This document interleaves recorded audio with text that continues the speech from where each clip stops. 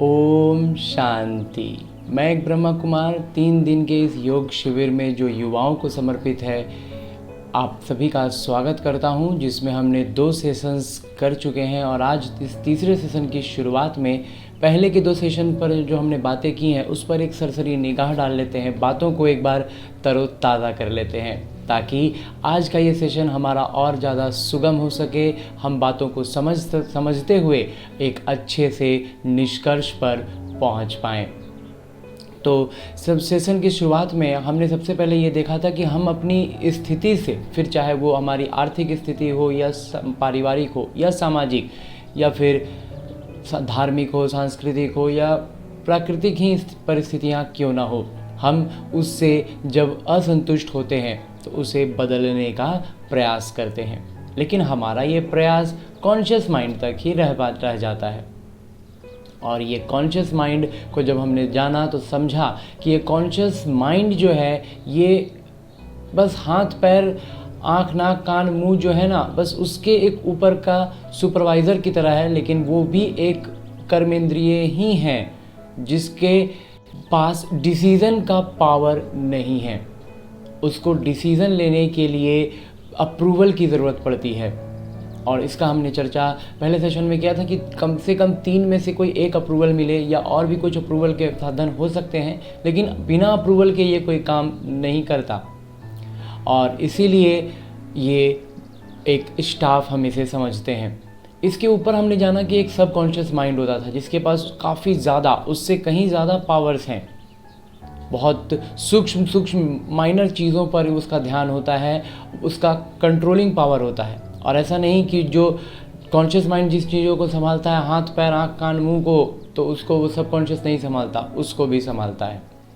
लेकिन decision making power इसके पास भी नहीं था। तो हमने इसको समझा कि ये सारे कुछ जो है फिज़िकल लेवल पर हमारे बॉडी के मैक्सिमम तक हम पहुंच गए, लेकिन इस बॉडी के से अलग इसका एक मालिक है जिसको हम आत्मा जानते हैं। और ये आत्मा बनी है 7 गुणों से। जैसे ये शरीर, ये कॉन्शियस माइंड, सबकॉन्शियस माइंड, सारा कुछ बना है 5 तत्वों से, लेकिन ये आत्मा बनी है 7 गुणों से, जिसको अवलोकन करने के लिए हमने समझा था इसके 3 स्वरूपों को, जो था मन, बुद्धि और संस्कार, जिसको भौतिक तौर पर हमने अपने उदाहरण से उसे जोड़ा था कि ठोस, द्रव्य और वायु। संस्कार ठोस की तरह है, बुद्धि द्रव्य की तरह है और वायु मन की तरह है। बहुत मेल खाते हैं ये बातें और हम इसे समझने में हमें बहुत सुविधा हो रही है।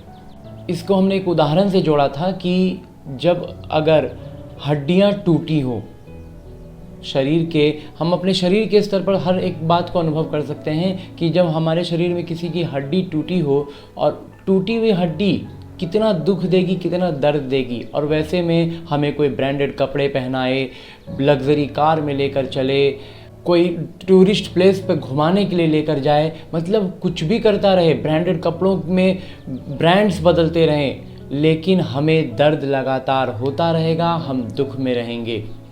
तो यही अनुभव है वास्तव में हमारी इस आत्मा मालिक का। ये इसके संस्कार विकृत हो गए हैं और इसलिए वास्तविकता ये है कि हम जो अपनी स्थितियों से खुश नहीं हैं, हम असंतुष्ट महसूस करते हैं और उसे बदलने का प्रयास कर रहे हैं, ये दोनों ही बातें हम वास्तविकता से अनजाने में कर रहे हैं। तो जब हमारी हड्डियां टूटी हों तो वैसे में बाहर किसे की गई कोई भी चीज़ काम नहीं आती। वैसे ही जब हमारे संस्कार विकृत हैं, ऐसे में हम बाहर से कितना भी कॉन्शियस माइंड के लेवल पर हम जो कुछ भी कर रहे हैं ना, सब निरर्थक जा रहा है, सब का कोई अर्थ नहीं निकल रहा। तब ऐसे में हमने समझा कि ऐसे में तो हमें संस्कारों को बदलना होगा, उसे सुधारना होगा। लेकिन इसके भी हम चक्र में हमने समझा था कि कैसे हम इस एक चक्र में बंध गए हैं। जैसे संस्कार होंगे, बुद्धि उसी दिशा में चलेगी और मन भी उतना ही दूर में उसका दायरा बंध जाता है। यूँ तो वो उस दायरे में बहुत तेज़ी से घूमता है, बहुत इधर उधर भटकता है। हम कहते हैं मन तो बहुत चंचल होता है, लेकिन उसका दायरा बंधा हुआ है। अब ऐसे में हमने ये समझ लिया कि संस्कार के विकृत होने के कारण हमें दुख है, हमें दर्द है, हमें असंतुष्टि की जो भावना आ रही है कि हम अपनी स्थिति से खुश नहीं हैं, वो भी उसी के कारण है। तो अब इस संस्कारों को बदलें कैसे? तो इस दूसरे सेशन में हमने जाना कि संस्कारों को बदलने के लिए पहले हमें ये जानना होगा कि इस आत्मा के रचयिता कौन है। क्योंकि कोई भी चीज़ जब हम भौतिक तौर पर कोई सामान लेकर आते हैं, उसमें कुछ डिफेक्ट आए तो उसको हम उसी के मैन्युफैक्चरर के पास जाते हैं ना। तो ऐसे ही इस आत्मा के जो रचयिता हैं, जो पिता हैं, उनसे हम ये बात कहेंगे, उनके पास जाएंगे। तो पहले दूसरे सेशन में हमने देखा था कि उनका परिचय हमने लिया कि कौन है हमारे रचयिता, परमपिता परमात्मा। और उनके नाम से जब हम बहुत ज़्यादा मूंझने लगते हैं, उलझने लगते हैं, तो उस उलझनों को सुलझाने का प्रयास किया था इस ब्रह्मा कुमार ने दूसरे सेशन में। और आज हम समझेंगे कि इन संस्कारों को कैसे सुधारने का प्रयास करना है। उन जो हमारे रचयिता हैं, हमारे पिता हैं, उनके पास पहुँचेंगे तो वो कैसे हम उनके निकट रहकर हमारा ये जो विकृति है ये दूर होगा और हम अपने सारे दुखों से, सारे दर्द से बाहर आ पाएंगे। तो इसके लिए इस ब्रह्मा कुमार ने एक उदाहरण से बातों को समझ सकते हैं कि जैसा कि इस ब्रह्मा कुमार ने कहा था कि एक चक्र की तरह है संस्कार, बुद्धि और मन, ये तीनों एक चक्र की तरह एक दूसरे में उलझे हुए हैं। ऐसे में कहीं से अगर इससे हम थोड़ा बदलाव इसमें ला सकते हैं या इसका विकृति का कोई जगह रहा है तो वो एक ही जगह है और वो है बुद्धि। बुद्धि के स्तर पर ही या तो ये विकार की तरफ जाएगा या फिर ये उपकार की तरफ जाएगा, इसका उत्थान होगा। इसके लिए छोटा सा उदाहरण है ब्रह्मा कुमार के पास कि लोहे में जंग लग जाता है, मतलब वो खराबी की तरफ जा रहा है, लेकिन उसे जंग से बचाना हो तो हम क्या करते हैं, उसे पहले पिघलाते हैं। और जब वो पिघल जाता है, द्रव्य रूप में आ जाता है, तो उसमें अन्य धातुओं को भी पिघलाकर 7-8 धातु शायद मिलाए जाते हैं लगभग, और कार्बन भी मिलाया जाता है, और उन सबको मिला करके वापस उसे जमने छोड़ दिया जाता है। जिस आकार में हम चाहें उस आकार में उसे जमने देते हैं और अब वो एक स्टेनलेस स्टील बन जाता है जिसमें अब जंग नहीं लगेगी। तो ऐसे ही हमारा ये जो संस्कार है ना, इस संस्कार को बदली होने का कहीं पर कोई मौका है तो वो है बुद्धि। जैसे एक होता है वृत्त जो पूरी तरह से गोल होता है, और एक होता है कॉइल जो देखने में तो वृत्त होता है लेकिन लगातार वो या तो बढ़ता चला जाएगा या तो वो लगातार घटता चला जाएगा। मतलब कोई एक बिंदु होती है जहाँ से वो कम होने लगता है और हम एक बार उस पूरे केंद्र पे गिर जाएंगे या तो फिर पूरा बाहर चले जाएंगे। तो दोनों में यही अंतर है। तो ये जो मन बुद्धि संस्कार का ये जो घेरा है ना, ये कॉइल की तरह है जहाँ बुद्धि से टर्न हो सकते हैं, या तो हम अच्छे की तरफ बढ़ सकते हैं या तो हम बुरे की तरफ बढ़ सकते हैं।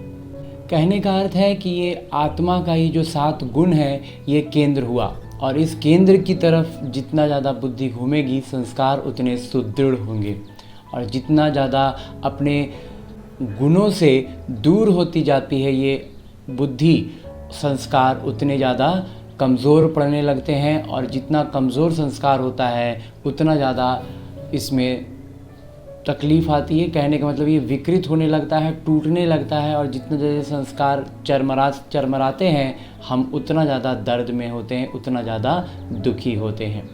तो हमें अब बुद्धि के स्तर पर इसे वापस केंद्र की तरफ घुमाना है।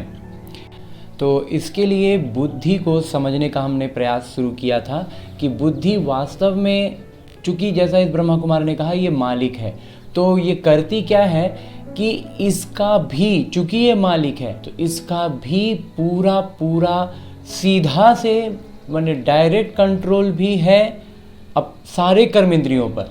हर एक कर्मेंद्रिय पर डायरेक्ट कंट्रोल भी है, और इनडायरेक्ट वे में जो कॉन्शियस माइंड के थ्रू आएगी बातें, कुछ सबकॉन्शियस के थ्रू आएंगी बातें, जो भी होगा, लेकिन उन हाथ पैर आँख नाक मुंह कान सब पर बुद्धि डायरेक्ट भी काम करती है।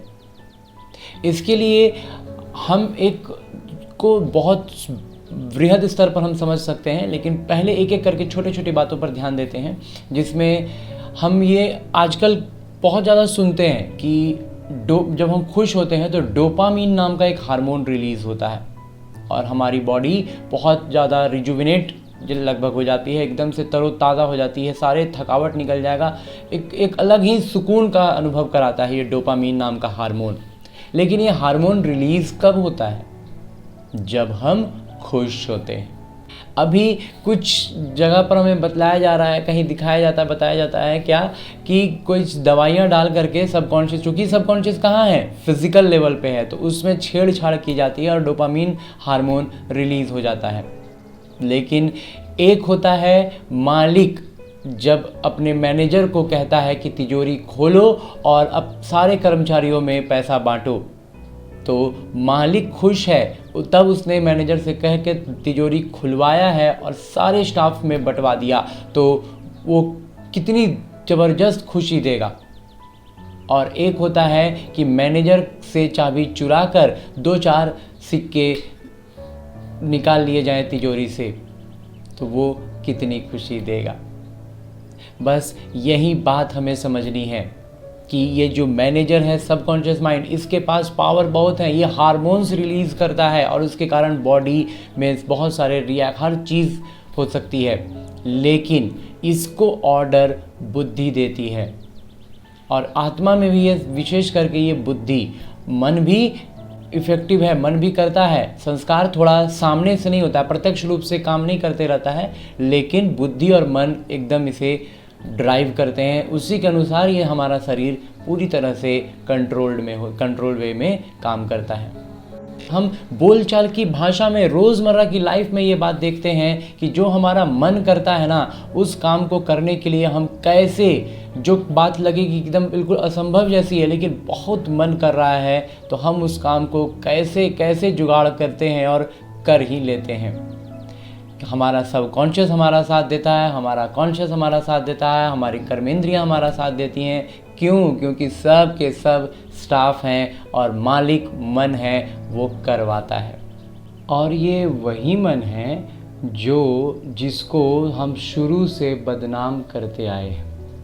हमेशा ये कहते आए कि मन बहुत चंचल है, मन बहुत भागता है, मन तो स्थिर रहता नहीं। तो ये जो बातें हम सुनते आए हैं ना, ये सारी की सारी मन की गुणवत्ता है, मन की विशेषता है, जिसे एज अ विलेन हमारी कमज़ोरी के रूप में हमारे सामने रखा गया है। जैसा कि ब्रह्मा कुमार ने पहले के सेशंस में कहा है ना कि कैसे अच्छी चीज़ों को विलेन के रूप में हमारे भीतर डाल दी जाती है बात। तो ये मन के बारे में हम सिर्फ बुरा सुनते आए हैं, लेकिन मन की विशेषता के रूप में जब इन बातों को देखेंगे तो ऐसा अनुभव होगा कि ये मन कुछ अलग ही है। सबसे पहली विशेषता कि ये जो इतना तेज़ी से भाग पाता है, एक क्षण में यहाँ, एक क्षण में दिल्ली, एक क्षण में चांद पर, मतलब ये प्रकाश की गति से भी कई गुना ज़्यादा तेज़ी से चल सकता है। तो ये विशेषता हुई ना। और दूसरी बात जो इस मन के बारे में जो हमने कभी ध्यान नहीं दिया, वास्तव में हम सब इसको महसूस कर सकते हैं, लेकिन हमने कभी इसको ध्यान नहीं दिया, और वो ये कि मन वास्तव में सबसे ज़्यादा स्थिर रहने वाला गुणवत्ता से भरपूर है। ये मालिक है ना, इसको जब जहाँ ज़रूरत होगी वहाँ ये टिका रहेगा। जो कहते हैं ना, इस काम में इसको बहुत मन लगता है, जिसकी जो हॉबी होती है उस काम के लिए उसको छोड़ दीजिए, उसके बाद देखिए वो घंटों घंटों उसमें लगा रहेगा, समय का भान छूट जाएगा, समय पता नहीं चलेगा कितना बीत गया, और उस काम में वो मन लग रहा है। कहने का मतलब मन एक जगह पर टिका हुआ है। मन वास्तव में एक ही जगह में रहना उसकी आदत है, लेकिन ये कहीं उसकी कमज़ोरी ना बन जाए, इसके लिए दिक्कत ना हो जाए, इसलिए इसमें एक गुणवत्ता इसके साथ जोड़ दी गई, और वो थी कि ये एक क्षण से भी कम समय में कहीं से भी कहीं चला जाएगा, ताकि इसका एक जगह पर टिके रहना इसकी कमज़ोरी ना बन जाए। इसलिए इस विशेषता के साथ ये मन हमारे पास है। और हम इसे बस एक विलेन की तरह, एक खराबी की तरह देख रहे हैं। लेकिन जैसा इस ब्रह्मा कुमार ने अपने सेशन में अभी चर्चा की कि ये वायु की तरह है, ये बहुत तेज़ी से, तो वायु तो फिर भी एक जोड़ने के लिए एक उदाहरण से हम जोड़ रहे हैं, लेकिन वास्तव में ये वायु से कई गुना ज़्यादा तीव्र गति से चल सकता है। ये इसकी गुणवत्ता है। और इस मन की जो तीसरी विशेषता है वो ये कि ये संस्कारों को बदलने में बुद्धि को दिशा दे सकता है। यूँ तो हम कहते हैं कि जैसा कि ब्रह्मा कुमार ने अपने इस मंथन में, सेशन में कहा कि ये एक तरह से बंधा हुआ है, जैसा संस्कार होगा वैसा ही मन करेगा, लेकिन इसे बदलना है तो बुद्धि के स्तर पर जो हम घुमाते हैं, जब बातों की दिशा को बदलते हैं, तो वो मन ही है जो बुद्धि को बहुत तेज़ी से उस तरफ खींचता है। और जब बुद्धि उस तरफ बढ़ती है तो संस्कार धीरे धीरे परिवर्तन होते ही हैं। कि जब हम कोई बात कहते हैं तो वो कॉन्शियस माइंड पर रहता है, वीडियो के रूप में देखते हैं, सुनते हैं, जो थोड़ा बना हुआ, मैंने स्पेशल तरह से बना हुआ वीडियो होता है, तो वो हमारे सबकॉन्शियस तक जाता है। लेकिन इन दोनों से जुड़कर एक इमोशन बनता है, एक भावना तैयार होती है, और वो हमारी बुद्धि में बनता है, वहाँ पहुँचता है। क्योंकि हमारी जो बुद्धि है, इसको और सरल भाषा में बात की जाए तो वो हमारी भावना है, हमारे इमोशंस हैं। ये इतना थोड़ा सा यहाँ पर समझने में अगर कठिनाई हो रही हो तो हम इसको बहुत सरल भाषा में समझें कि कोई भी भावना हमारी जुड़ी होती है। जैसा कि ब्रह्मा कुमार ने पहले सेशन में भी कहा था कि हम जब कोई कहानी देखते हैं तो हमारी भावना उससे जुड़ जाती है, और उस भावना में जब कुछ संदेश दे दिया जाता है तो हम, इस ब्रह्मा कुमार ने कहा था ना कि हमारे भीतर एक भावना आ जाती है कि हमारा समाज विलेन है, मेरा परिवार विलेन है, ट्रेडिशंस विलेन है। तो ये भावना जो आती है ना, ये भावना बुद्धि के स्तर पर एक्चुअली वास्तविकता में बुद्धि को प्रभावित कर देती है। मतलब एक होता है इन्फॉर्मेशन का लेवल और एक होता है उसका भावना के रूप में परिवर्तन।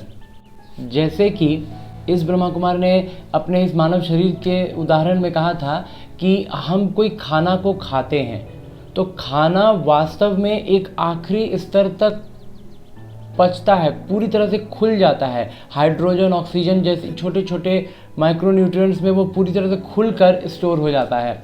फिर जहाँ जिसकी ज़रूरत जितनी है उसको रक्त के माध्यम से पहुँचा दिया जाता है।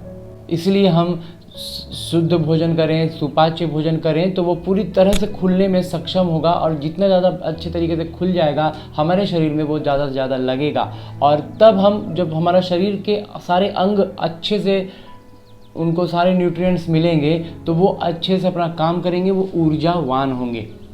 बिल्कुल ऐसा ही हमारी आत्मा के स्तर पर बातें हो रही हैं। ये कॉन्शियस माइंड और सब कॉन्शियस माइंड के माध्यम से जो भी बातें, जो भी इंफॉर्मेशन, जो भी इंटरटेनमेंट के नाम पर भी वो भी एक तरह से हमारे लिए इंफॉर्मेशन ही है। वो बातें जब हमारे भीतर जाती हैं तो वो प्रोसेस होती हैं और फिर उसके हिसाब से हमारी बुद्धि में वो बात पहुंचती है और फिर वो भावना तैयार होती है, और उस भावना के आधार पर ही एक तरह से कहें तो हार्मोन्स रिलीज करता है ये सबकॉन्शियस। हर वो बात जिसका प्रभाव हमारी भावना पर पड़ता हो, जैसे भोजन के संबंध में हमने बात की कि शरीर में हम सुपाच्य भोजन और शुद्ध भोजन अच्छा से नहीं लेंगे तो क्या होगा कि वो ठीक से पचेगा नहीं, तो वो बतौर कचरा बन जाएगा और पेंडिंग पड़ जाएगा, शरीर के विभिन्न हिस्सों में जमने लगता है, जिसे हम साधारण भाषा में मोटापा कहते हैं। और थोड़े बहुत मोटापा को हम अच्छा मानते हैं कि अरे भरा पूरा शरीर है, वास्तव में वो शरीर में कचरा जमा होता रहता है।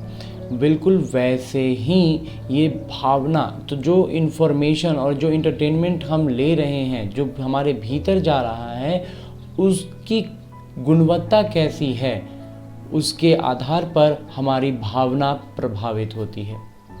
और कई बार जो हम बड़े आराम से बड़ी सहजता से कहते हैं ना, अरे ये तो हम ऐसे ही देख लिए, हम सब समझ रहे हैं, सब ऐसा कुछ नहीं होता है। लेकिन हमारे कॉन्शियसली समझने से कोई खास फर्क नहीं पड़ रहा। इसका प्रभाव हमारी भावना तक अगर पहुंचता है तो वो भावना को प्रभावित करेगा, और भावना का प्रभावित होने का अर्थ है हमारी बुद्धि में परिवर्तन।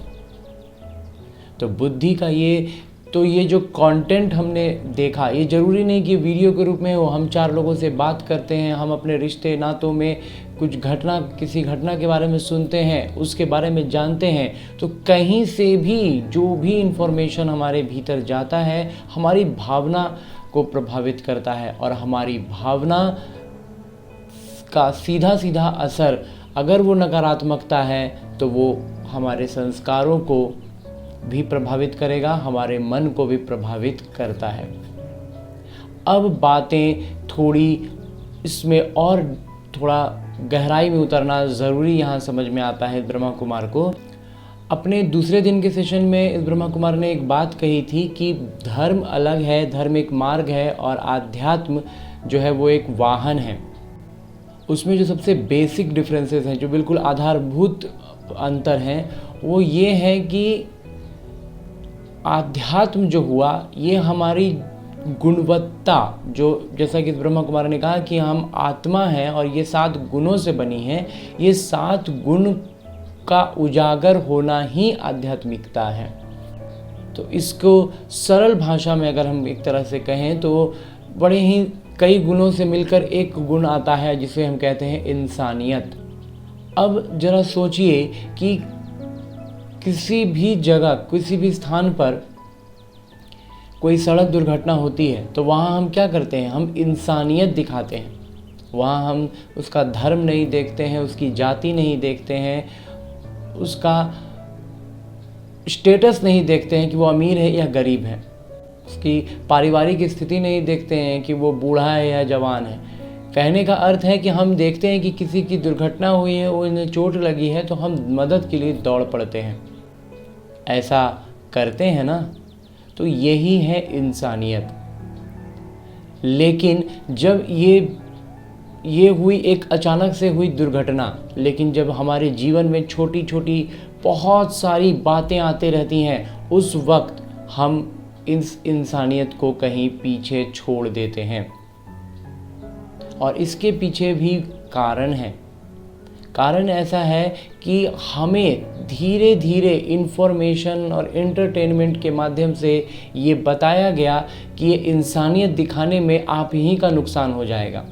जैसे रोड एक्सीडेंट केसेस में भी हम आजकल देखते हैं कि दुर्घटना होने के बाद लोग नज़दीक नहीं जाते हैं, कहीं मेरा ही नाम नहीं लग जाए कि हमारे ही कारण इसका दुर्घटना हुआ है, तो इसलिए पीछे ही रहो। तो ये क्या है, ये इन्फॉर्मेशन हमारे भीतर जब इतना भर गया कि मैंने दूसरों की मदद करना अपना नुकसान करना है, ये इन्फॉर्मेशन आ गई, ये धारणा हमारी आ गई, हमारे मन में ये भावना आ गई। फिर हमारे मन में जो दर्द, किसी के प्रति करुणा का भावना आता था, उसको हमने रोक दिया। मतलब अपने आत्मिक गुण से हम दूर हो गए। अपने रोज़ के जीवन में छोटी छोटी ऐसी कई घटनाएं हमारे जीवन में हैं, जो हमारे अपने परिवार के साथ, हमारे पास पड़ोस के लोगों के साथ, नाते रिश्तेदारों के साथ, हमारे संबंध संपर्क, मतलब हमारे जो बिज़नेस रिलेशंस होते हैं, जो भी लोग जो हमारे बस ऐसे ही बातचीत बस भर की होती है, लेकिन उनके साथ भी हमारे भीतर चल रहा ये इन्फॉर्मेशन यही काम करता है।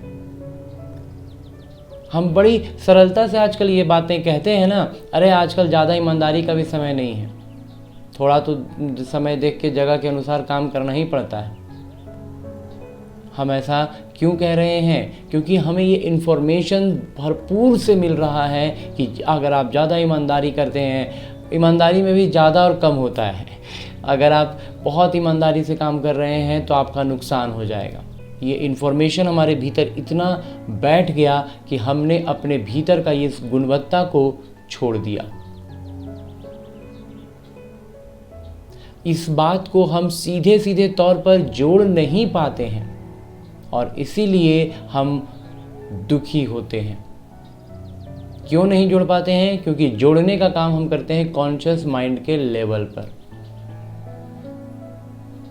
जो कहते हैं ना, हम जिस जैसे ब्रह्मा कुमार ने सबसे पहले सेशन में कहा ना कि हम कॉन्शियस माइंड के स्तर पर क्या कर रहे हैं, अपनी स्थिति बदलने का प्रयास कर रहे हैं। मतलब ये जो इन्फॉर्मेशंस हमारी बुद्धि में गई और वहाँ जाकर के भावना के रूप में हमारे जीवन में परिवर्तन ला रही हैं।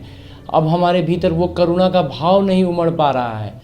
अगर हमारे भीतर बहुत ज़्यादा करुणा आएगी ना तो हम दौड़ पड़ेंगे, हम नहीं सोचेंगे, देखेंगे जो होगा। लेकिन इतना इन्फॉर्मेशन से हमें भरपूर कर दिया गया कि अब करुणा का भावना ही उमड़ नहीं रहा। तो हम अपने आत्मिक भाव से दूर हो गए और जितना दूर हो रहे हैं हम दुखी हो रहे हैं। लेकिन इस बात को हम जोड़ क्यों नहीं पा रहे हैं? क्योंकि हम जब जोड़ने की बात आती है तो हम लॉजिकल माइंड से काम करते हैं। अब इस लॉजिकल माइंड में हम कैसे उलझते हैं, इसको बार इस ब्रह्मा कुमार ने थोड़ी सी चर्चा की थी कि हमारा जो देखने का, सुनने का, सोचने का जो दायरा है ना, उसको बहुत ज़्यादा सीमित कर दिया गया है। इसीलिए हम उलझ रहे हैं, कंफ्यूज हो रहे हैं और लॉजिकल ब्रेन हमारा बहुत नीचे के स्तर पर रह जा रहा है। इसका भी एक कारण है, क्योंकि ये जो लॉजिकल ब्रेन है ना, ये क्या है कि इस फिजिकल बॉडी का एक अंग है। जैसे हाथ एक अंग है, आँख एक अंग है, वैसे ही कॉन्शियस ब्रेन भी एक अंग है। उसकी एक कैपेसिटी है, लिमिटेड कैपेसिटी है। भले ही वो बहुत वास्ट हो, लेकिन कैपेसिटी लिमिटेशंस में है। जैसे बहुत साधारण सी बात है कि विबग्योर, हमारी आँखें जो हैं वो बस विबग्योर ही देख सकती हैं। इसका मतलब ये नहीं कि वायलेट के बाहर कोई रंग नहीं और रेड के आगे कोई रंग नहीं। हमारी आंखें बस इस एक रेंज को देख पाती हैं। बिल्कुल वैसे ही ध्वनि की बात करें तो हमारे कान 20 हर्ट्ज से लेकर 20 किलो हर्ट्ज तक सुन सकते हैं। इसके ऊपर की आवाज़ हमारे कानों में नहीं आएगी, इसके नीचे की आवाज़ हमारे कानों पर नहीं पड़ेगी। तो एक दायरा है ना, हालांकि ये 20 हर्ट्ज से 20 किलो हर्ट्ज कोई कम नहीं है, लेकिन दायरा का एक सीमा है। वैसे ही ये कॉन्शियस माइंड की एक सीमा है और हम इस सीमा में बंध रहे हैं, जो कि फिजिकल बॉडी का एक अंग है। तो अंग है तो उसकी कैपेसिटी लिमिटेशंस में रहेंगी, लेकिन जो ये मालिक आत्मा है, इसकी कैपेसिटी का कोई लिमिटेशंस नहीं है। इसे बड़े प्यार से हम कहते हैं बेहद, जिसकी कोई हद ना हो। आइए आगे अब समझते हैं इस आत्मा के वास्तविकता को और कैसे आत्मा के स्तर पर पहुंच करके हम अपने इन संस्कारों को बदली करें, इस लॉजिकल माइंड में उलझे न रहें। सीधा सीधा इसीलिए इस ब्रह्मा कुमार ने पहले सेशन में बिल्कुल शुरुआत में कहा था कि इस ब्रह्मा कुमार के दिल से निकली आवाज़ आपके दिल तक पहुँचे, क्योंकि भावनात्मक रूप से जब आदान प्रदान होता है तो वो बात बहुत गहराई में हमारी सीधे सीधे आत्मा में कहें तो पहुंच जाती। गहराई का मतलब वही है, कॉन्शियस माइंड सब कॉन्शियस माइंड को पार करके आत्मा तक पहुंचना। तो अभी तक हमने ये देखा कि हम कहाँ कहाँ कैसे कैसे उलझे हुए हैं, फंसे हुए हैं। लेकिन इस पर इस ब्रह्मा कुमार ने इसलिए भी प्रकाश डाला कि जब हमें ये बढ़िया से मालूम होता है कि हम कहाँ फंसे हैं, कैसे फंसे हैं, तो हम वहाँ से निकलने में हमें काफ़ी सहजता का अनुभव होता है कि हमें इससे कैसे निकलना है। हम जहाँ फंसे हैं वहाँ से हमें कैसे निकलना है, वहाँ से निकलने के लिए हम अपना पूरा प्रयास करेंगे। इसको आध्यात्मिक भाषा में अगर थोड़े भारी शब्दों के साथ कहें तो ये होगा आत्मा का परमात्मा से योग, और इसी को ध्यान भी कहते हैं। जो कहते हैं ना ध्यान लगाना, तो इन बातों में हमें कंफ्यूज नहीं होना है, भारी भारी शब्दों के नीचे नहीं दबना है। इसके लिए बहुत साधारण सा एक उदाहरण है इस ब्रह्मा कुमार के पास कि हम कभी किसी पार्क में बैठे हों और पार्क में जहाँ बैठते हैं उसके आगे में पैदल चलने के लिए बनाया हुआ होता है ना, वैसे में थोड़ी देर बैठने के बाद एक मित्र आए और पूछे कि एक तीसरा मित्र जो था उसको तुमने यहाँ से पार होते देखा, वो पार्क में आया है? तो हम क्या कहते हैं? पता नहीं हम ध्यान नहीं दिए। बस ये वही ध्यान है। मतलब जो साधारण रूप से आंखें खुली होती हैं लेकिन हम उस पर ध्यान नहीं जाती है, वही वाला ध्यान जब हम परमात्मा की तरफ लगाते हैं, अपनी आत्मा की तरफ लगाते हैं, वही होता है ध्यान। ये कोई बैठ के बहुत भारी भारी बातों में दबना नहीं है। इसीलिए सहज रूप से समझें तो ये क्या है कि बस हम अपनी विस्मृति में आ गए हैं। हम भूल गए हैं कि मैं एक आत्मा हूँ, 7 गुणों से बनी आत्मा हूँ, और बस इसको याद करना है। और याद करने में सबसे सहज होता है जब हम अपने पिता से जुड़ करके याद करते हैं। तो ये बस एक याद की यात्रा है, बस याद करना है। और ये याद इतना सहज है, इतना मीठा है कि इस मीठी याद में एक बार हम खो गए ना, फिर तो कहीं कोई खींचता रहे, हम खिंचाएंगे ही नहीं। तो बात है कि अब इसकी शुरुआत कैसे करनी है। इसके लिए इस ब्रह्मा कुमार के पास एक छोटा सा उदाहरण है। हम आज के समय में मोबाइल फ़ोन का बड़ा ज़्यादा इस्तेमाल करते हैं। इस मोबाइल फ़ोन के बारे में एक बात ऐसी है जो फिज़िकली नहीं है, और वो है नेटवर्क, है ना। टावर दिखाता है साइड में, उसको चेक करेंगे तो क्या, मोबाइल खोलेंगे तो कहीं नज़र नहीं आएगा। वो एक तरह से कहें तो हवा में है, वो नज़र नहीं आता है ना हमें। लेकिन अगर ये नेटवर्क ना रहे तो मोबाइल के सारे काम ही लगभग रुक जाते हैं। चूँकि एक उदाहरण है तो हर एक बात को हम नहीं जोड़ेंगे, लेकिन मोटे मोटे तौर पर मोबाइल का काम क्या है, कम्युनिकेशन। चाहे इंटरनेट चलाएं, चाहे फिर और कॉल पर बात करें, वीडियो कॉल करें, इन सब के लिए तो नेटवर्क ही चाहिए ना। तो अगर टावर नहीं तो फिर मोबाइल का एक उस काम के लिए फिर कोई इस्तेमाल नहीं। इसके अलावा एक दूसरी बात जो समझने की है वो ये कि टावर के साथ साथ इस सिम का भी, जो सिम कार्ड उस पर लगा होता है, वो तो फिज़िकली है, लेकिन उस सिम कार्ड का अपग्रेडेशन जो है उसका भी कुछ फिज़िकल नहीं है। सिम पहले भी वैसे ही था, आज भी वही है। वो अलग बात है कि जितना बड़ा फ़ोन होता जा रहा है, सिम लगाने के साइज़ और छोटी होती जा रही है। लेकिन जब छोटे फ़ोन में इतना बड़ा सा सिम भी लगाते थे तो एक्चुअल जो उसका गोल्डन पार्ट था वो उतना ही बड़ा था। तो कहने का मतलब है कि सिम तो वही है, लेकिन हवा में वो अपग्रेड हो रहा है। उसके अपग्रेडेशन का हम आँखों से या छू करके हम पता नहीं कर सकते हैं कि ये 3G सिम है या 5G सिम है। सिम तो बस सिम है, और नेटवर्क का भी फिज़िकली कुछ भी पता नहीं है। वो दिखाएगा, उसके लिए एक टावर का एक सेगमेंट बना दिया गया है कि वहाँ पर टावर दिखाएगा, तो हमें टावर देखते हैं कि हाँ टावर है या नहीं है, नेटवर्क नहीं है। तो जब इस 5G फ़ोन में भी अगर नेटवर्क ना हो तो हमारा इंटरनेट का काम पूरा रुक जाता है। और अगर पूरा ही टावर ख़त्म हो गया तो ऑडियो पर कॉल फिर पर ही बात नहीं होगी ना। और इसी में जब सिम भी डिग्रेडेड था, 3G था या 2G था, तो क्या था, छोटा वाला फ़ोन, बटन वाला फ़ोन होता था। उसमें तो बात ही, मतलब सबसे ज़्यादा मैक्सिमम क्वालिटी उसकी क्या थी, तो वो सिर्फ बात कर सकते थे या फिर SMS टाइप कर सकते थे। वो भी टाइपिंग काफ़ी डिफ़िकल्ट होता था, एक एक बटन में 3-3 लेटर घुसे होते थे, तो वो काफ़ी डिफ़िकल्ट टाइपिंग थी। मतलब इमरजेंसी में कुछ बात लिखने पर छोटी सी बात लिख दी जाए, ऐसी ही होती थी।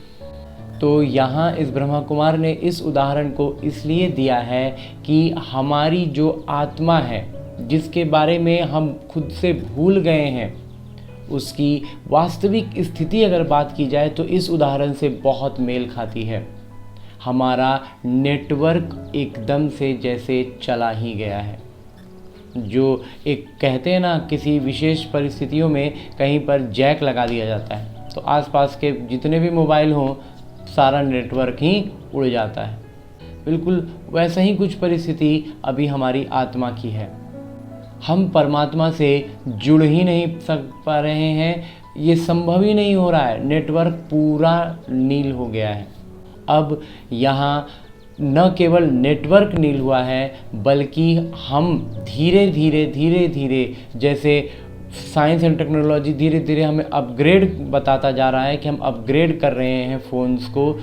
पहले फ़ोन पर ऑडियो कॉल में बात होती थी, फिर उसमें स्क्रीन आ गया, टच स्क्रीन आ गया, तो वीडियो को सेंड किया जा सकता था, फिर वीडियो कॉल लाइव बात होने लग गई। तो ये अपग्रेड हो रहा है ना। और बिल्कुल वैसे ही हमारी स्थिति, आत्मा की स्थिति भूलते जा रहे हैं और हम डिग्रेड होते जा रहे हैं। एक तो नेटवर्क नहीं है, दूसरा क्या हो रहा है कि हम इतने डिग्रेड हो गए हैं कि अभी अगर हम चाहें तो वीडियो कॉल पर भगवान से बात नहीं कर सकते। लेकिन हाँ, ये भी है कि एक बार के लिए इसमें याद कीजिए कि जब छोटा वाला फ़ोन हुआ करता था तो हम क्या करते थे, फ़ोन कभी कभी जब नेटवर्क एकदम देखते थे कि नहीं आ रहा है तो पीछे से ढक्कन खोला, बैटरी निकाली, सिम निकाल के उसे पोंछते थे, जहाँ सिम लगता है वहाँ भी थोड़ा पोंछ दिए और फिर से सिम लगाए, बैटरी लगाए, ढक्कन लगा कर ऑन किया तो नेटवर्क आ जाता था। तो कुछ स्थिति अभी हमारी भी ऐसी ही हैं। हमारा नेटवर्क पूरा उड़ गया है और हम डिग्रेड हो गए हैं। लेकिन 3 दिन 7 दिन हम इस ब्रह्मा कुमारी ईश्वरीय विश्वविद्यालय के सेवा केंद्र पर जाएंगे। 7 दिन का या 3 दिन का हम कोर्स करेंगे। जो बातें वहाँ बतलाई जाएंगी उन पर थोड़ा ध्यान देंगे, बाहरी हल्ला हल से बाहर हटेंगे, उसका व्रत लेंगे। ये जो बाहर में जो विकारी चीज़ें चल रही हैं उसका व्रत लेंगे और 3 से 7 दिन अपनी अवस्था को सुधारने का पूरा प्रयास करेंगे। जैसा जैसा सेवा केंद्र में बताया जाएगा तो हम ये अनुभव कर सकते हैं कि हमारी भगवान से बात होनी शुरू हो जाए, ऑडियो कॉल पर बात हो जाए। और ये विज्ञान का साधन नहीं है कि 10 डिजिट का एक नंबर दिया जाएगा, उस नंबर को डायल करके हम भगवान से बात करेंगे। ये भावनात्मक रूप से जो बुद्धि एकदम से भूल गई है भगवान को, वो भगवान के करीब आने लगेगी। कुछ अनुभव होने लगते हैं जिससे लगता है कि भगवान हमसे बात कर रहे हैं। और इसमें अपने जो उदाहरण इस ब्रह्मा कुमार ने दिया है कि फ़ोन को फिर अपग्रेड करते हैं तो क्या करते हैं, उसमें हमें पैसा लगता है। एक हमारी तरफ से मोबाइल फ़ोन को नया लेते हैं और दूसरा सामने वाली कंपनी अपना नेटवर्क बनाती है, अपना टावर लगवाती है, तो उसमें वो ही पैसा लगाती है और कुल मिला कर के अपग्रेड हो जाता है। तो यहाँ अपग्रेड करने के लिए पैसे की ज़रूरत नहीं है, बस हमें लगातार इस नेटवर्क को मेंटेन करना है अपनी तरफ से। जितना ज़्यादा हम नेटवर्क में रहेंगे हम धीरे धीरे अपग्रेड होने लगेंगे और इस ऑडियो कॉल से धीरे धीरे हम वीडियो कॉल की तरफ भी बढ़ सकते हैं। यहाँ एक बात और इस ब्रह्मा कुमार के मंथन में है कि हम ये कहते हैं, हमें ये लगता है कि वैसे तो जैसे इस ब्रह्मा कुमार ने पिछले सेशन में कहा कि भगवान का जो स्वरूप हम चाहते हैं या हमारे बुद्धि में जो बैठ गई है, हमारे कॉन्शियस माइंड में जो इमेज बैठा दी गई है, बस उसी इमेज में भगवान आएंगे तो मैं मानूंगा कि भगवान है। नहीं तो और किसी भी स्वरूप में, किसी भी अवस्था में भगवान हो तो मैं नहीं मानूंगा कि वो भगवान है। तो ऐसी स्थिति में हमें उलझना नहीं है। कहने का तात्पर्य यह है कि बहुत ज़्यादा भीड़ है और भगवान आए हैं, ये बात बतानी सबको है, लेकिन भगवान तक पहुँचेंगे बहुत कम ही। कहने का अभिप्राय है कि अभी बाढ़ की स्थिति है, फिर चाहे वो इंफॉर्मेशन की बाढ़ हो, एंटरटेनमेंट की बाढ़ हो या पॉपुलेशन की बाढ़ हो, लेकिन हर जगह बाढ़ जैसी स्थिति है। तो जब बाढ़ आई हुई हो ना, तो इस ब्रह्मा कुमार का ये मंथन है कि बाढ़ जैसी स्थिति में बाढ़ को रोकना, पानी के उस भारी प्रवाह को रोकना मूर्खता ही होगी।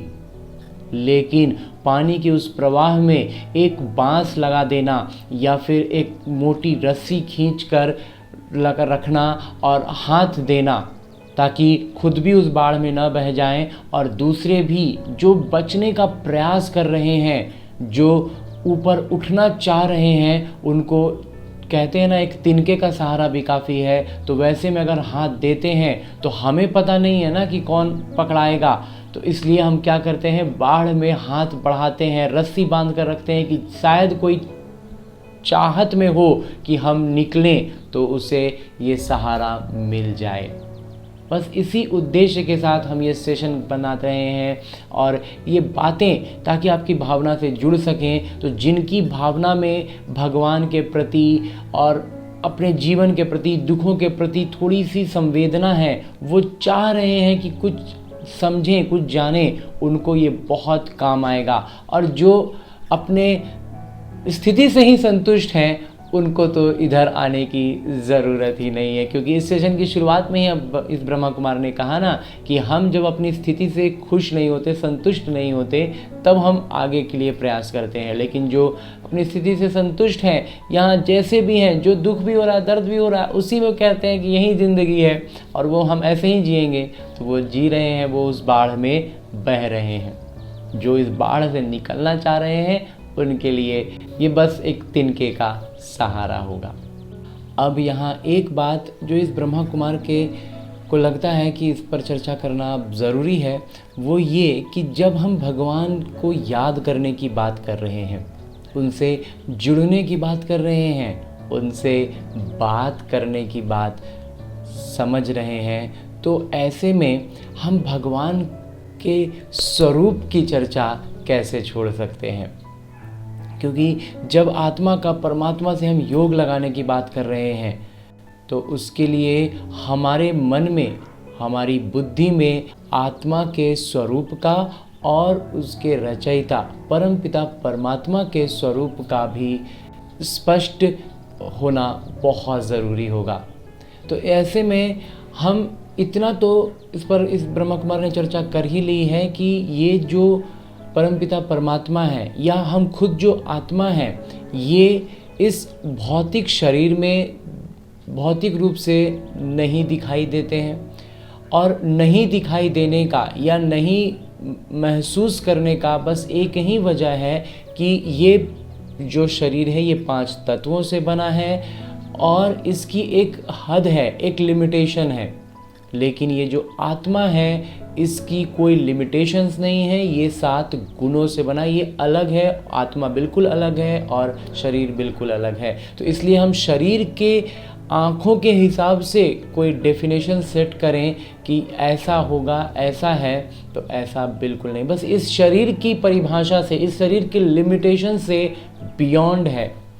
क्योंकि आत्मा जो है वो एक ऊर्जा है। अगर बहुत साधारण भाषा में बात करें तो एक ऊर्जा है।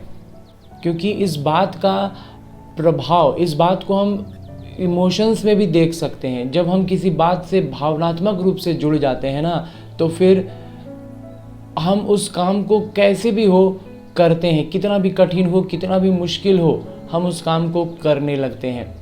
क्योंकि हमने, जैसा इस ब्रह्मा कुमार ने कहा ना, भावना ही आत्मा का स्वरूप है, एक स्वरूप है, साधारण रूप में हम इसको कह सकते हैं।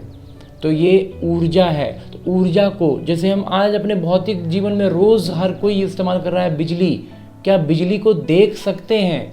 हम बिजली से जलने वाले बल्ब को देखते हैं, जो बल्ब रोशनी फेंक रहा है, लेकिन वो बिजली नहीं है। ट्यूबलाइट में भी एक अलग रेज फेंके जाते हैं जिसके कारण रोशनी होती है, वो चमकता है और वो लाइट हमें दिखाई पड़ती है, लेकिन वो बिजली नहीं है। बिजली से जल रही है, बिजली नहीं है। तो बिजली का कोई स्वरूप हम नहीं देख सकते। लेकिन परमपिता परमात्मा बतलाते हैं कि मैं एक ज्योति बिंदु हूँ। और बिंदु का भी एक तरह से कहें तो भौतिक तौर पर कोई स्वरूप नहीं है, वो बस एक बिंदी है, इतना सूक्ष्म बिंदी जिसको हम भौतिक तौर पर उसकी कोई परिभाषा निर्धारित नहीं कर सकते। और जब परमपिता परमात्मा जैसे होंगे, उनके बच्चे, हम आत्माएं भी बिल्कुल वैसे ही होंगे। तो इसलिए परमपिता परमात्मा का स्वरूप बिल्कुल सूक्ष्म, महीन एक बिंदु है। जैसा इस ब्रह्मा कुमार ने पहले भी कहते आ रहा है कि इसमें हम संदेह में ना जाएं, इन बातों में उलझ ना जाएं। हम एक बार परमपिता परमात्मा का अनुभव कर लेंगे, अपने विकारों से थोड़ा समय के लिए व्रत रखेंगे, विकारों की तरफ नहीं जाएंगे और परमपिता परमात्मा का अनुभव पा लेंगे, फिर तो हमें परमात्मा का प्यार अपने पास पकड़ कर रखेगा, हम फिर उधर विकारों की तरफ नहीं जाएंगे। और बाकी रही कर्मों के हिसाब किताब की बात, तो वो भी पूरी तरह से हमारे इस स्थिति से ही पर ही निर्भर करती है। स्थिति पर निर्भर करने का अभिप्राय है कि जितना ज़्यादा हमारी भावना में विकार होते हैं उतना ज़्यादा हमारे संस्कार विकृत होते हैं, और जितना ज़्यादा हमारा भावना शुद्ध होता चला जाता है, परमात्मा के प्यार में नज़दीक होते चला जाता है, आत्मा की विकृति जो है, वो जो टूटी हड्डियां थीं वो जुड़ जाती हैं, अच्छी होने लगती हैं, दर्द समाप्त होने लगता है। और यही कारण है कि अगर हम इससे नहीं निकलते हैं, हम भगवान के पास नहीं पहुंच पाते हैं, नहीं जुड़ते हैं, तो हम लगातार नीचे गिरते जाते हैं, हमारी हड्डियां टूटती जाती हैं। और जो इस ब्रह्मा कुमार ने मन बुद्धि संस्कारों का ये जो कोयल की तरह इसका लगातार अपने केंद्र बिंदु से, अपने आत्मिक अवस्था से दूर जाने की बात कही, वो लगातार दूर चले जाते हैं और ज़्यादा से ज़्यादा विकार में फंसते जाते हैं, कमज़ोर पड़ने लग जाते हैं, जिसके कारण हम ये देखते हैं कि कई बार जो बच्चे जन्म लेते हैं वो जन्म के समय ही कई तरह से, हाथ से, पैर से और भी कई अंगों से कई बच्चे विकृत होते हैं। वो उसकी वजह क्या है? उसकी वजह यही है कि जब उन्होंने शरीर छोड़ा था वो विकारों से, विकारी भावनाओं से युक्त थे। तो जो विकारी भावना जितनी ज़्यादा जिस तरह की थी, उस विकारी भावना के साथ वो गर्भ में प्रवेश करते हैं और उसी अनुसार उनका शरीर तैयार होता है और फिर वो उसी वैसे ही शरीर के साथ जन्म लेते हैं। अब इस बात को सुनकर बहुतों के मन में ये बात आ रही है कि मैं एस्ट्रोलॉजी में विश्वास नहीं करता। वास्तव में आप एस्ट्रोलॉजी को जानते ही नहीं हैं। वास्तविकता थोड़ी खट्टी मीठी है, लेकिन यही है कि हम एस्ट्रोलॉजर से इतने बार ठगे गए हैं, इतना बार हमने सुना है, देखा है, पढ़ा है, इन्फॉर्मेशन हमें ऐसी मिली है, हमारे साथ भी ऐसी घटनाएं घटती हैं कि हम एस्ट्रोलॉजर से थोड़ा दुखी हो जाते हैं, उनके व्यवहार से, उनकी बातों से। तो हम कहते हैं हम एस्ट्रोलॉजी को नहीं मानते। वास्तव में एस्ट्रोलॉजी है क्या, ये पता ही नहीं है। एस्ट्रोलॉजी बड़े साधारण रूप से एक रिज़ल्ट है। जो हम मैट्रिक का एग्ज़ाम देते हैं और हमारा एक सर्टिफिकेट हमें दिया जाता है ना, मार्कशीट, बस ये वही है। इसमें पूरी तरह से हमारे पिछले कर्मों का हिसाब किताब होता है। अगर उसमें लिखा है कि आपकी माता के साथ आपका ट्यूनिंग ठीक नहीं है, तो इसका मतलब है उस आत्मा के साथ आपने कुछ गड़बड़ी की हुई है, इसीलिए वो इस बार माता के रूप में आई हैं और उनके साथ आपकी ट्यूनिंग नहीं बैठ रही।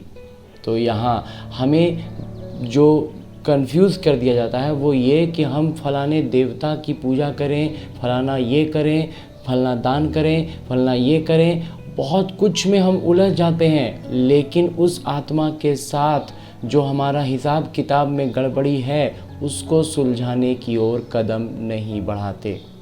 मार्कशीट में जो अंक मिले हैं ना, उसकी छपाई में हम कुछ काला पेन से लेकर के 5 को 6 बना दें, 1 को 7 बना दें, ये होशियारी करेंगे तो वो मार्कशीट जो आपके हाथ में बस उसी में होगी, उसकी कॉपी, उसका सारा कुछ एक रजिस्टर वहाँ नोट है ना। वैसे ही ये एस्ट्रोलॉजी में अंक जो मिले उसमें छेड़छाड़ नहीं करनी है। इसमें जो बताया जा रहा है कि उस सब्जेक्ट में आपके अंक कम है, आपको पढ़ाई में मन नहीं लगता, आपका ये चीज़ ऐसा है, आपका ये चीज़ अच्छा है, जो चीज़ अच्छा है मतलब उस काम में हमें इस जन्म में भी मन लगता रहेगा। जिस काम में हमारे अंक कम है उस काम में हमारा एकदम मन लगेगा ही नहीं।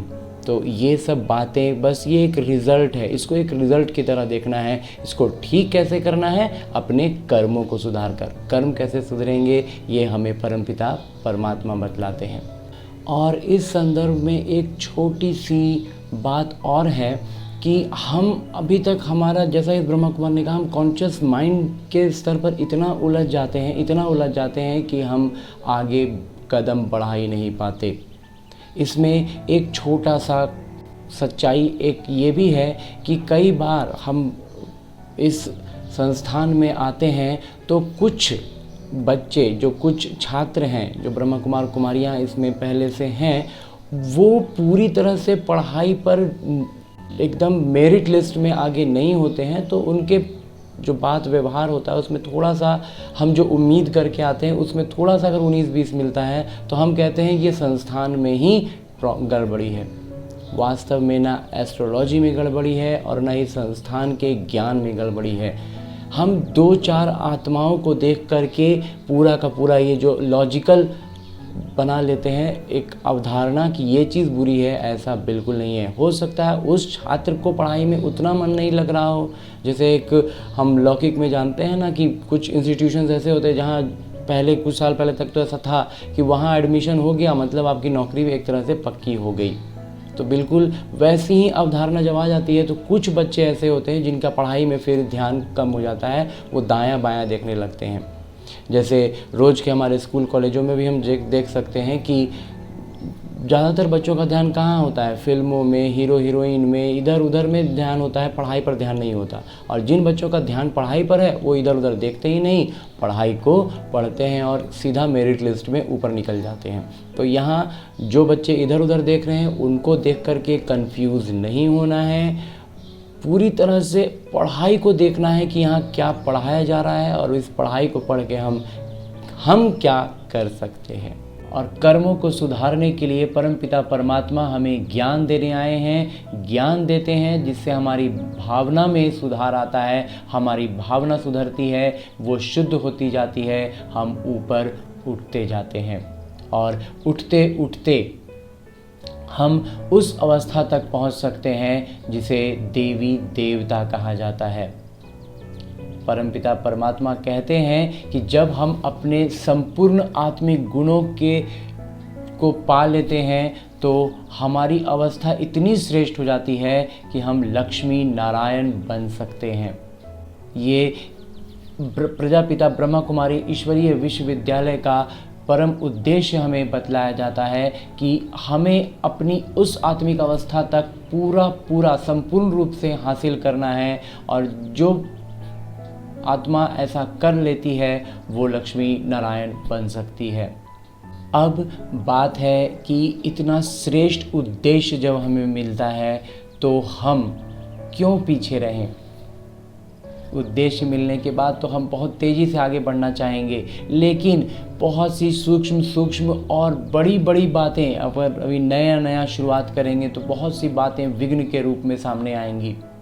एक बात जो इस ब्रह्मा कुमार के मंथन में बतलाने की रह गई थी उसको एक छोटा सा प्रकाश डालते हैं कि हम अभी तक ये जानते आए हैं और ये जो बात बतलाने जा रहा है ये ब्रह्मा कुमार ना, ये बहुत ज़्यादा हमारे दिमाग को झकझोर देने वाला है, क्योंकि हम इस बात पर इतना अटूट विश्वास करते हैं कि उसके अनुसार हम और कोई बात मानने को तैयार नहीं होंगे, क्योंकि ये बात हमें कई जनरेशन से बताई जा रही है और ये अब हमारी बुद्धि में पक्की बैठ गई है। लेकिन वास्तविकता इसके ठीक विपरीत है और इसका कारण पहले बतला देता हूँ कि आप सबने मैग्नीफाइंग ग्लास का नाम सुना होगा, जो एक लेंस होता है जिसको एक फ्रेम में कर दें, नहीं तो फ्रेम में नहीं भी करेंगे तो लेंस तो अपना काम करेगा ही।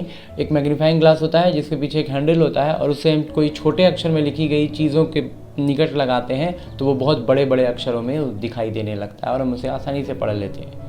लेकिन कभी उस मैग्नीफाइंग ग्लास से आप दुनिया को देखिएगा, मतलब काफ़ी दूर की चीज़ों को, दूर में एक पेड़ हो, कोई घर हो, उसको ज़रा देखिएगा, यकीन नहीं करेंगे सारी चीज़ें उल्टी नज़र आएंगी।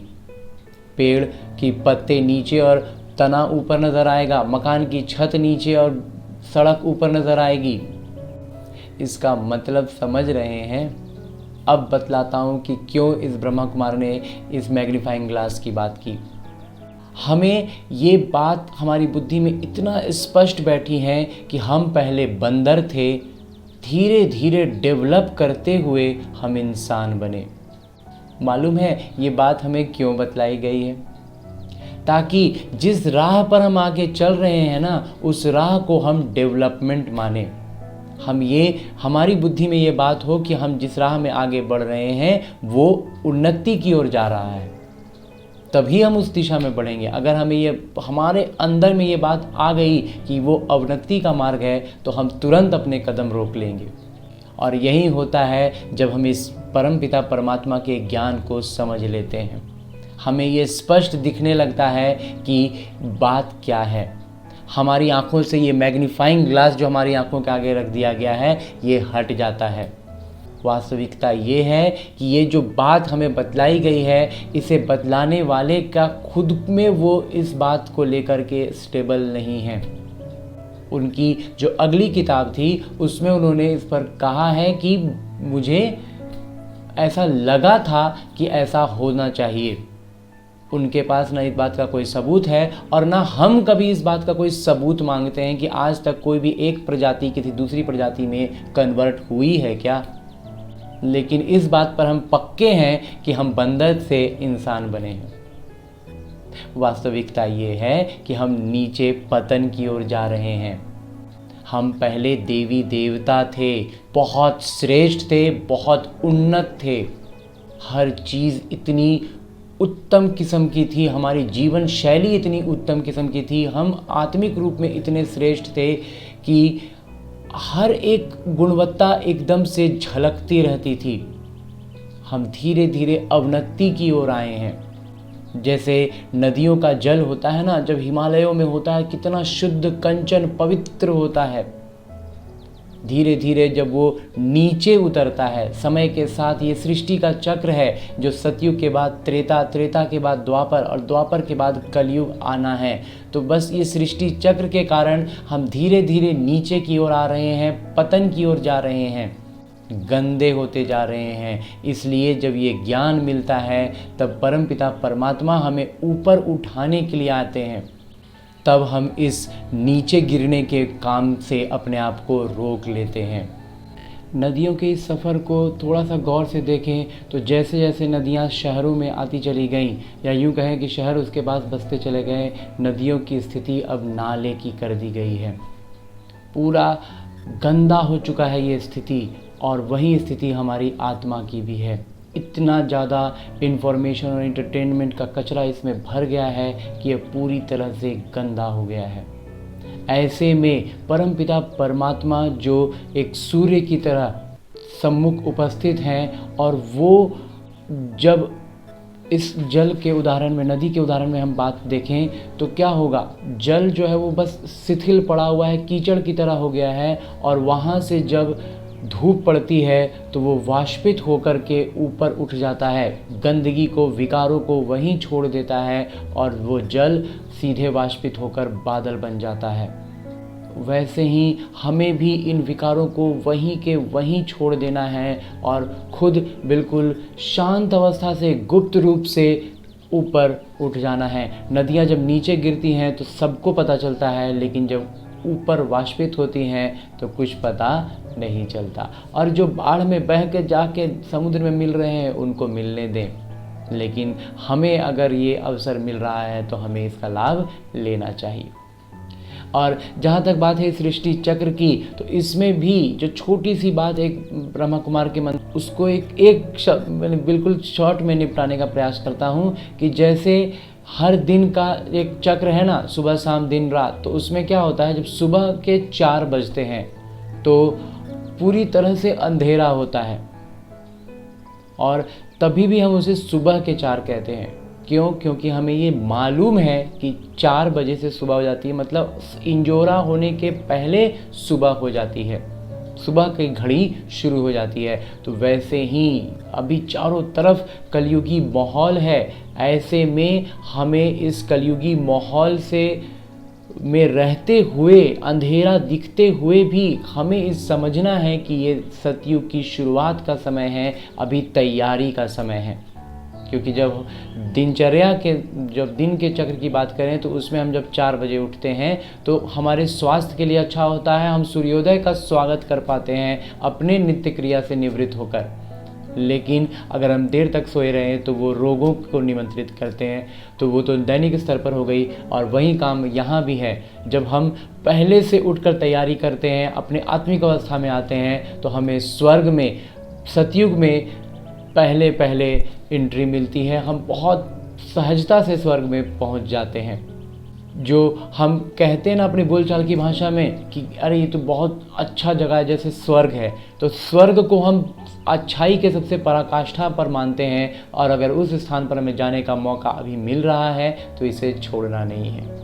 तो बस कुल मिलाकर योग करने का सबसे सहज सरल साधन, सबसे पहली सीढ़ी है कि हम जिन विकारों में उलझे हुए हैं उनको छोड़ें और परमपिता परमात्मा की ओर अपना कदम बढ़ाएं। एक कदम हम बढ़ाते हैं तो कई कदम से भगवान हमारे करीब आते हैं। और दूसरा कदम होगा राजयोग। ये बहुत सरल सहज की जाने वाली विधि है। इसे बैठ के जो हम जानते हैं ना कि एकदम बहुत गहरा ध्यान लगाना, वैसा कुछ भी नहीं है। बड़ी सरलता से, सहजता से याद करना है कि मैं एक आत्मा हूँ और मेरे पिता परम पिता परमात्मा है। इसके लिए जो इस ब्रह्मा कुमार ने सेशन में थोड़ी देर पहले कहा ना कि ध्यान हमारा, अरे हम ध्यान नहीं दिए, बस वैसे ही हमें लौकिक चीज़ें जो हमारे आसपास जो घटनाएं घट रही हैं उन पर ध्यान नहीं देना है, तो हमारा ध्यान स्वाभाविक रूप से आत्मा पर जाएगा और हम परमात्मा से जुड़ने लगेंगे। इसीलिए राजयोग में कहते हैं कि आंखें खोलकर योग किया जाता है, क्योंकि आंखें खोलने का अर्थ है कि हम अपने कॉन्शियस ब्रेन को वहीं छोड़ दें। क्या होता है कि आंखें जो कुछ देखती हैं उसका सिग्नल कॉन्शियस ब्रेन को भेजती हैं, फिर कॉन्शियस ब्रेन उसके हिसाब से आगे काम करता है। हमें क्या करना है, आंखें तो खुली होंगी लेकिन इसके जो सिग्नल्स कॉन्शियस ब्रेन तक जा रहे हैं उन सिग्नल्स को रोक देना है। तो ये थोड़ा अभ्यास का चीज़ है, और इसका अभ्यास बस इस ब्रह्मा कुमार के द्वारा दिया गया जो उदाहरण था ना, कि हम जब किसी को याद में बैठे हो और कोई हमारे सामने से पार हो या कुछ भी हमारे सामने से ऐसा कुछ हो, तो हमसे कोई पूछे कि ऐसा तुम देखा, तो हम बहुत सहजता से कहते हैं कि हम ध्यान नहीं दिए। बस ये वही ध्यान है। हमें जो सामने दिख रहा है ना उस पर बहुत सरलता से उस पर ध्यान नहीं देना है। तुम आंखें क्या देख रही हैं हमको कोई फ़र्क नहीं पड़ता है। हमको याद करना है कि मैं आत्मा हूँ। और कैसी आत्मा हूँ? शांत स्वरूप आत्मा हूँ, पवित्र आत्मा हूँ, प्रेम स्वरूप आत्मा हूँ, सुख स्वरूप आत्मा हूँ, शक्ति स्वरूप आत्मा हूँ, ज्ञान स्वरूप आत्मा हूँ और आनंद स्वरूप आत्मा हूँ। इन बातों को याद करते रहना है, आंखें खोलकर राजयोग करना है। तो इस 3 दिन के वीडियो सेशन में इस ब्रह्मा कुमार ने प्रयास किया कि हम जो युवा हैं वो जहाँ उलझे हुए हैं वहाँ से आपके भावनाओं से जुड़कर आपको अपने साथ लेकर इस गगन के तले आ पाऊँ जहाँ गम भी नहीं है, आंसू भी नहीं है, बस प्यार ही प्यार है। तो अगर आप साथ साथ आते हैं तो आप भी इसका अनुभव कर पाएंगे। फिलहाल अब अपने इस वाणी को देता हूँ विराम। अच्छा, ओम शांति।